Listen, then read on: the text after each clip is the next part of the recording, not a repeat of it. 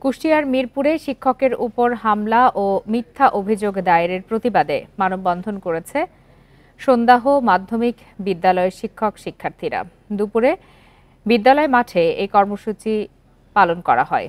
প্রিয় নম্বর সেট করে বিকাশে সেন্ড মানি করুন ফ্রি।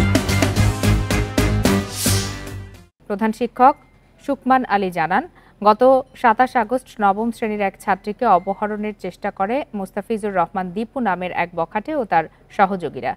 শিক্ষক-শিক্ষার্থীদের বাধায় তা সম্ভব হয়নি। পরের দিন দীপু ওই স্কুলের কয়েকজন শিক্ষকের নামে থানায় মিথ্যা অভিযোগ করে।